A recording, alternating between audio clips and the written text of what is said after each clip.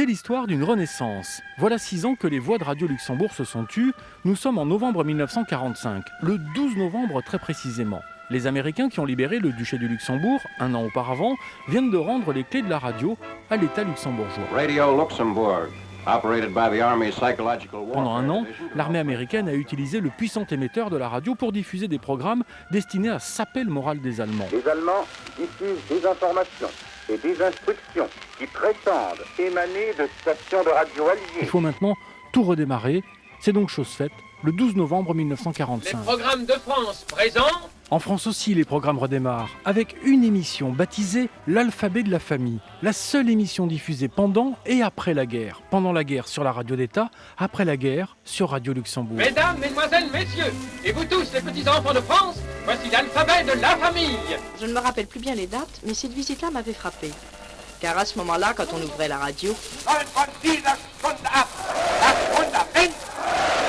et quand on tournait le bouton pour fuir le poste qui osait s'appeler Radio Paris, et prendre nos ondes à nous, les ondes de notre alphabet, c'est ceci qu'on entendait.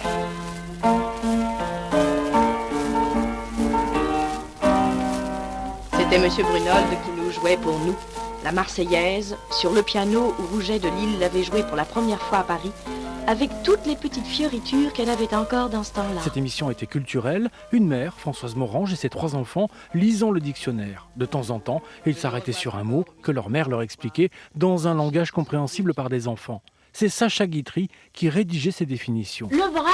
Avec le dictionnaire? Mais oui, avec le dictionnaire, Georges. Rappelle-toi, vous commenciez à peine à le feuilleter, c'était en 1942.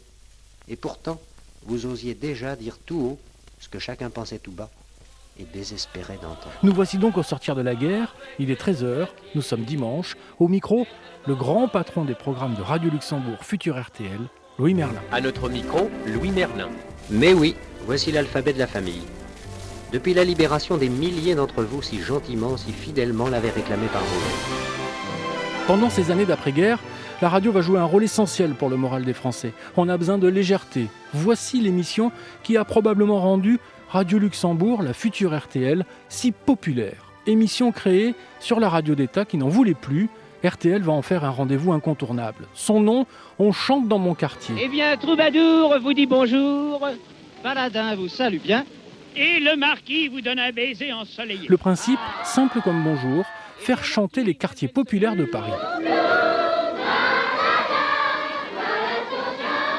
On chante dans mon quartier sous la pression des auditeurs deviendra ploum ploum tralala, plus facile à retenir et plus drôle dans ces années d'après-guerre où la France a besoin de se divertir. Quel âge avez-vous, mademoiselle?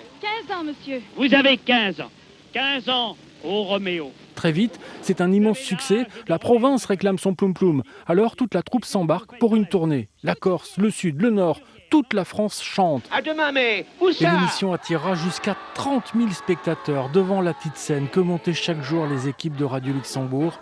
Une petite scène en bois pour chanter dans un quartier.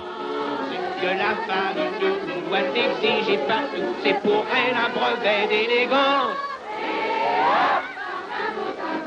En toute saison, on la préférence des belles du monde entier qui que nous exigeons. Mais quoi donc?